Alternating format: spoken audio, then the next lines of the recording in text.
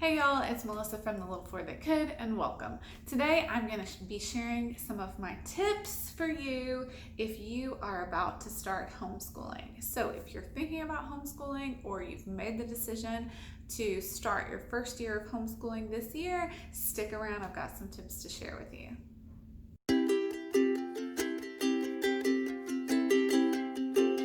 Okay, well, before I get started with my tips, which I did write down, by the way, so I tend to talk a lot and get off on rabbit trails, so if I make lists, I tend to do better. If you're new to my channel, my name is Melissa. I'm a homeschooling mom to 3 kids, and so we were already homeschooling before, I won't say the name, but certain world events took place this past year, and so thankfully, that didn't really affect us as far as our schooling very much, which we're very grateful for. But I know that many people are now in a very difficult position when it comes to making a decision about school for the upcoming 2020-2021 school year. And I do not envy you that decision at all. I am sure it is a very difficult one. And there are different options out there. But if you are considering the traditional homeschool route, or you have already decided to go ahead and switch to the traditional homeschool route, then stick around because this is what we're going to talk about today. Now, this is not by any means an exhaustive list of things that you need to do or take into consideration when you make the decision to homeschool. There is so much to think about and to do, but these, in my opinion, are like the top ones that will benefit you the most in your journey. I have had a lot of friends that have been messaging me and calling me and texting me and saying, what do I do? I want to homeschool, but what do I do? How do I do it? And so a few of them I reached out to before I made this video to say, look, I'm going to make this video. What is your biggest fear? What are your biggest questions? And so I think I'm touching on pretty much everything that those ladies said to me. So thanks, ladies, if you're watching. Thanks for your input. I hope this video helps you. So anyway, let's dive in to my tips. I have 10 of them for you today.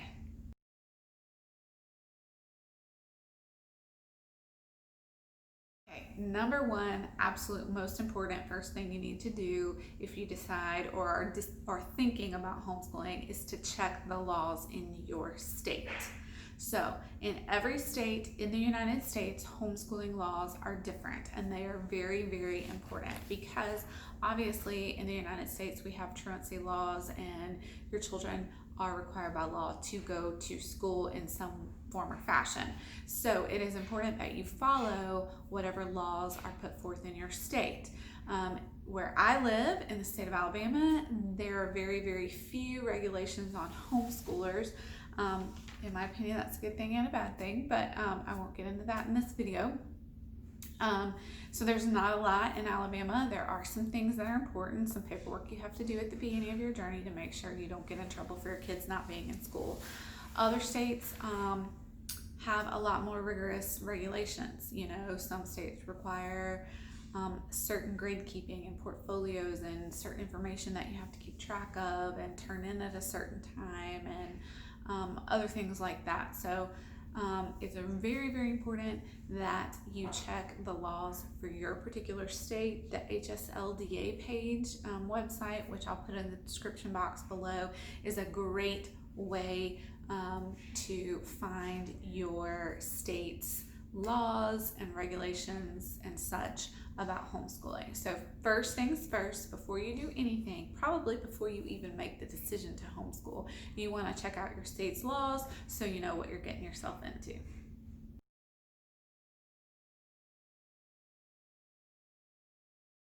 Number 2, be sure you know your why. Why am I homeschooling? You do not want to make a knee-jerk reaction. Trust me.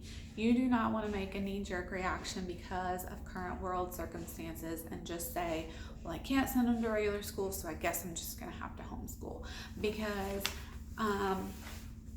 it just won't be a good experience for you and your children if you do that. You really want to sit down.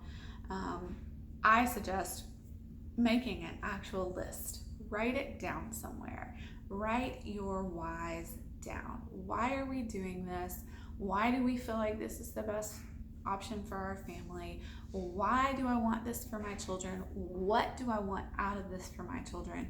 And know your why. You're going to have some really hard days. Trust me, they will come, and you'll be able to get through those hard days much better if you have in your brain a reason why you're doing this. Because even on those bad days, if you have a why, if you have a goal, if you have a reason for the struggles that you might be going through that day, it makes it a lot easier to get through them. So know your why.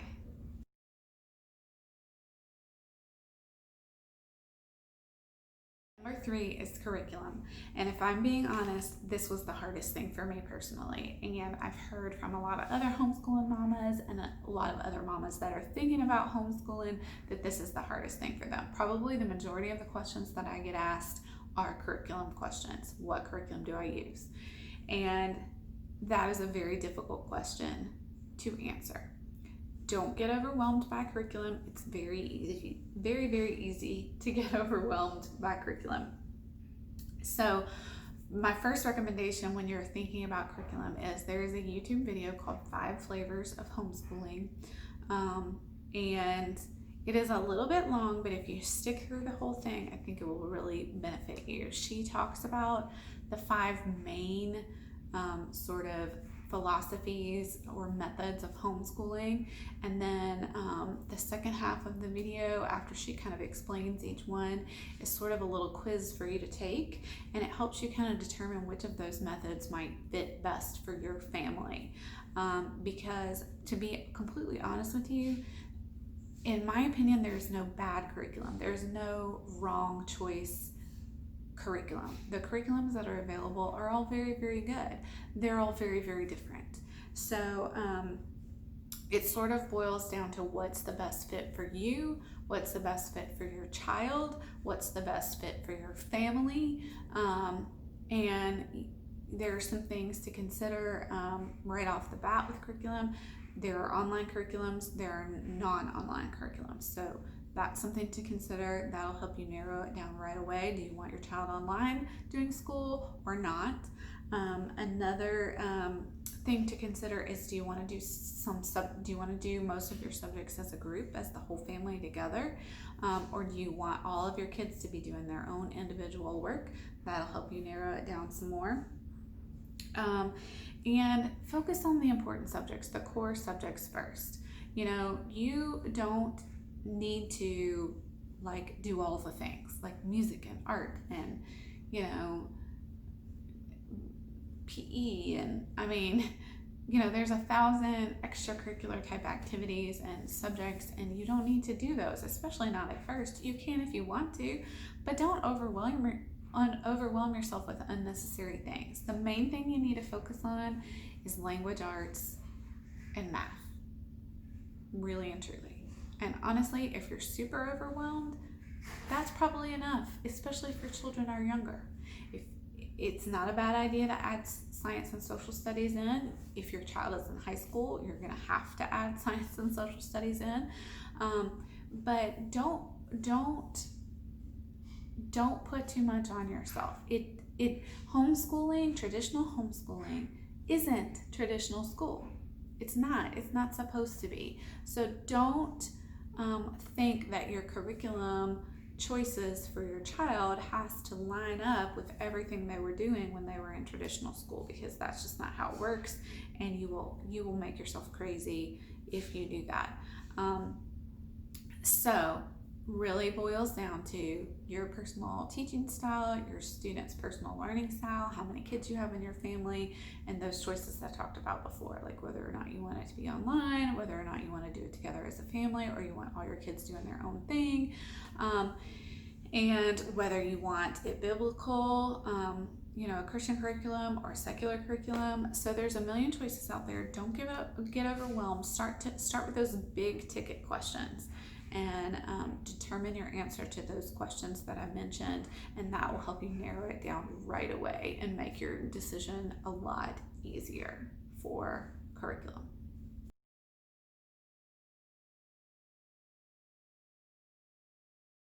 Number 4, a schedule.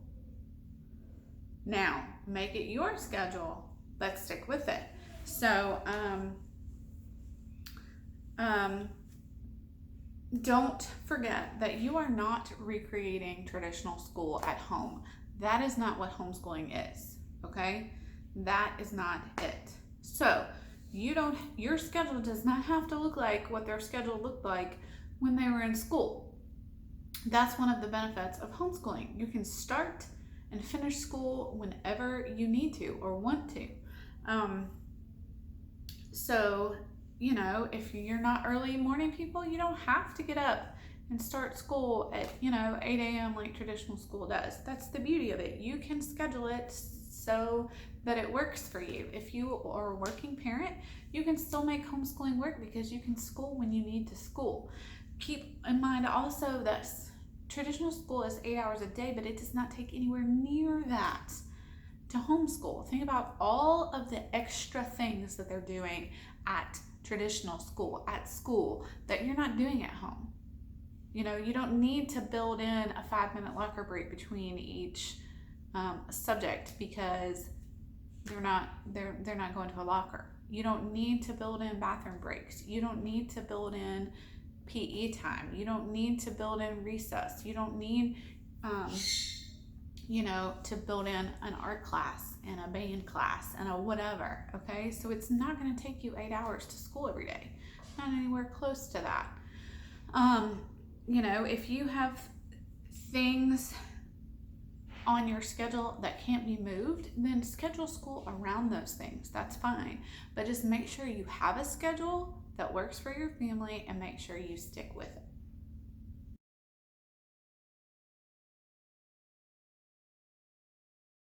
Community opportunities. Okay, so there's a meme that's been floating around Facebook that I have to share with you guys because it makes me laugh.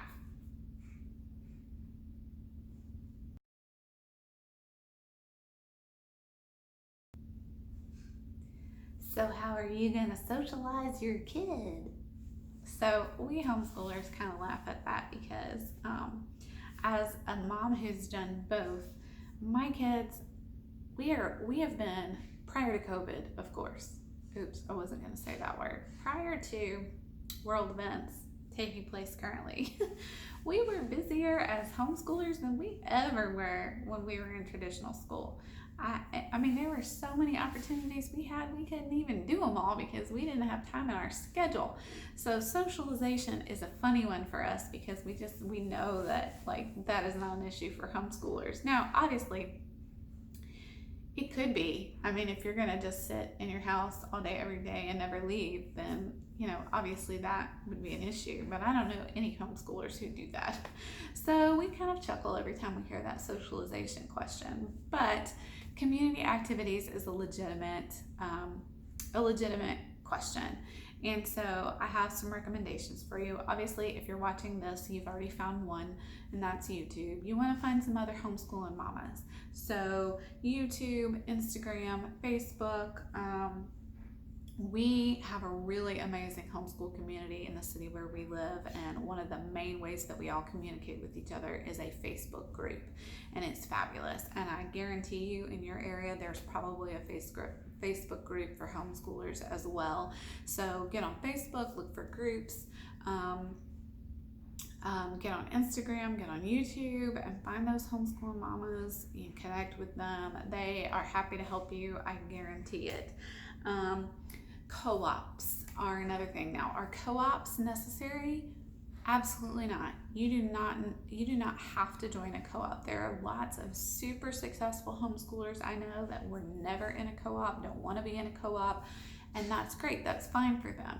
This again comes down to personal choice. For us, especially for my kids who had been in traditional school all the way through 6th grade, they did miss a classroom setting. They did. They love homeschooling, and they will tell you in a heartbeat that they never want to go back to traditional school. They will also tell you they wish we had started homeschooling sooner, but they did miss the classroom setting. So for us, a co-op has been really, really nice because we get the best of both worlds. We go to co-op 1 day a week. Well, we did, and we will again, go to co-op 1 day a week, and then the rest of the days we were able to traditionally homeschool. And so to me, a co-op is beneficial for 1,000 different reasons. But again, it all comes down to personal choice and the things that you feel like are most important for your family and for your children. So again, a co-op is optional. I highly recommend them. I think they're great. I think they offer a lot of things that you can't get otherwise, but those things might not be important to you. So if they're not, then skip a co-op. Adventure groups. So we have another group locally that's an adventure group. I feel like she's probably not the first person in the world to do this, so maybe in your area there's another one. She's amazing, and what she basically does is she schedules field trips for us. Awesome, amazing, educational and fun field trips. And oftentimes it's places that you might go on your own anyway, like a zoo or an aquarium or a museum or whatever. But when you go together with a group of homeschoolers, you get a group discount, so you're paying less. And our adventure group leader does the legwork for all the educational resources to go with whatever that activity might be. And so these extra resources are just readily available for you on her website.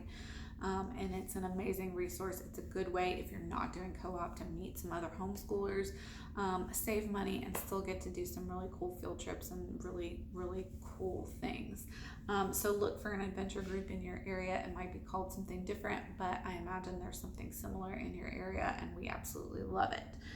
We do that in addition to our co-op. And then homeschool classes. A lot of places offer homeschool classes. We have a children's science museum in our town. They offer homeschool classes. We have a technology center in our town that is basically technology education for children, for school-age children. And they do a lot of after-school programs for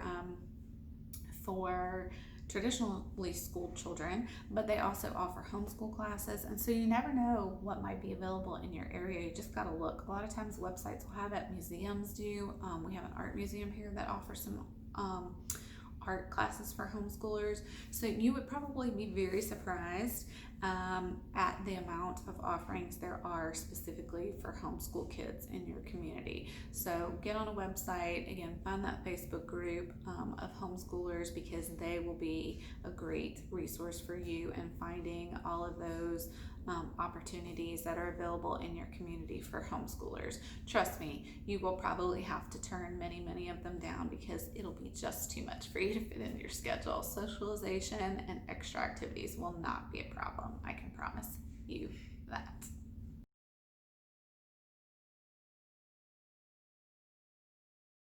Okay, the next one is to plan. Now, I know that can sound scary if you're not a teacher. I was a classroom teacher for 17 years, so lesson planning is second nature to me at this point.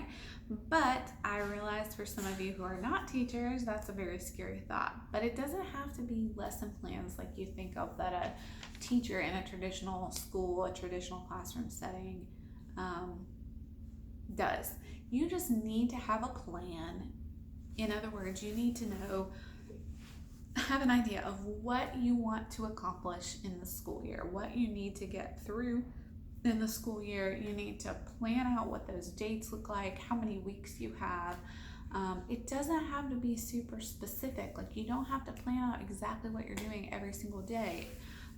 Find a planning style that works for you, and plan that way, but then stick with it.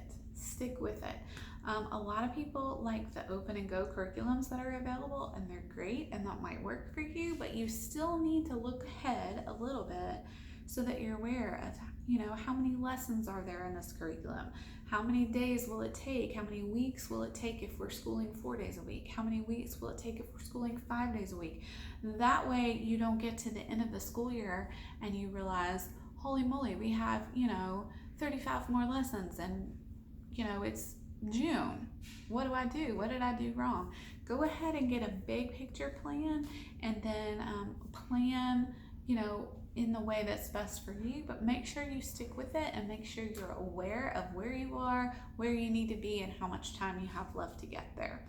Personally, I plan a big picture plan, I plan semester plans, and then I plan as I go by the week. So we are pretty flexible with our schooling. We generally school 4 days a week because we go to co-op the 5th day, and we're at co-op all day, so that does not give us an opportunity to do our at-home schooling that day on co-op day. But I also have a child with a chronic illness. So, some days he wakes up and he's not having it. He can't do school. And that's one of the beauties of homeschool. We don't have to. If he's not feeling good, we don't have to do school. But that does make me lose a day. And so the next week might look different for us because of that. So if you need to be flexible, you can. That's the way I do it. I have a big picture and I make sure the big picture gets done on time. But as far as week to week goes, I plan 1 week at a time. That way, if we didn't get to something this week that I had on my plan, then the next week I can adjust and make sure that we're still on track. But find a planning method that works for you, but do it and stick to it.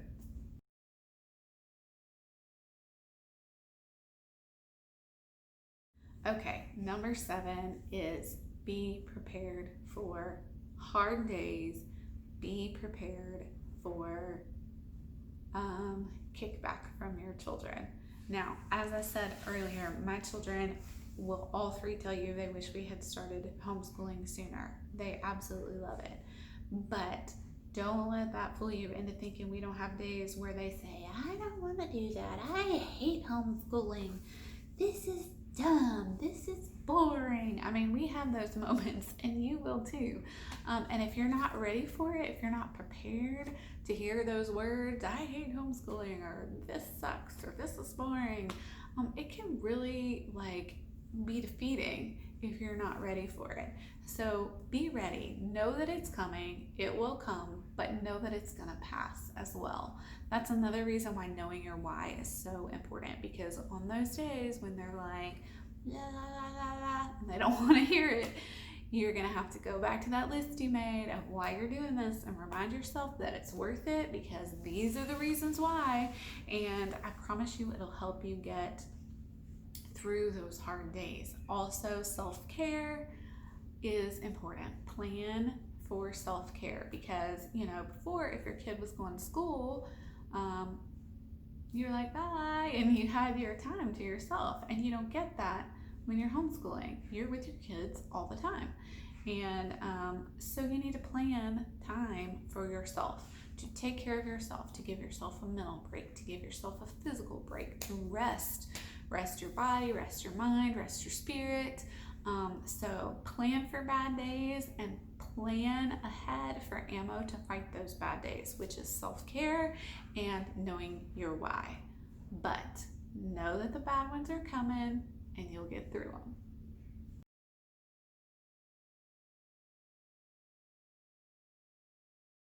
Okay, number 8, have a plan for your littles. Okay, so this is a big one, especially for new homeschoolers tend to freak out about this. If you have a little one and you're thinking, how am I going to do this? How am I going to focus my attention on schooling my bigger ones if I have a baby on my hip, or if I have a toddler, ripping everything out of the kitchen cabinets and, drumming on the pots and pans? How am I going to do it? So plan something for your littles. Now, obviously, whatever you plan for them is going to be dependent on their age.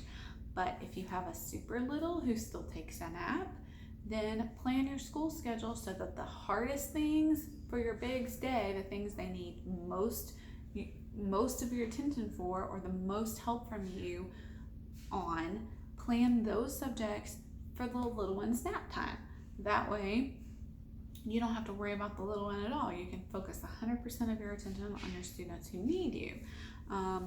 You know, if they're a little bit bigger, you know, like maybe they're preschool or they're toddlers, one good way that worked for me with Ford was I had a basket of things that he was allowed to play with, educational toys and things that he was allowed to play with, and I would rotate them out so he never got bored with what was in that basket. And that was like his school basket, you know, and so, but it was never the same, it was always different. And so he never got bored with anything that was in there, and it was always fun for him to check out what new things would be in the basket. And yeah, I rotated them, but they forget after a couple of weeks of not seeing something. So when you put it back in there, it's like it's brand new again. Also, I admit I did have Ford watched a lot of TV. He does have a tablet. He did things on his tablet, but educational games. There are a lot of cool educational games for preschoolers and toddlers out there. So there's a lot of options. So just make sure you plan something for your little, whatever, you know, your little better than anybody. You know what keeps their attention better than anybody. So whatever that may be, make sure you have a plan for them. Don't just expect that they're going to play with toys and leave you alone, because guess what? They're not. So plan for them some activities and some things for them to do that will hold their attention and keep their attention while you're schooling your other children. Plan for your littles.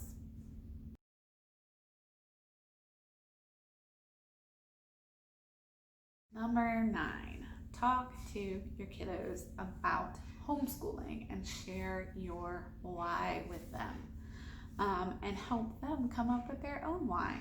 You know, this is their education, this is their life, this is their day-to-day too, and so it affects them just as much, maybe more, as it affects you. So make sure you sit them down, especially your older ones. Sit them down and talk it out with them. Let them share with you their concerns or their fears, and talk all that out with them. Help them understand why you feel like this is the best decision for them, and why this is the best decision for your family. Let them be a part of the conversation, because after all, it's their education. So talk to your kiddos about it.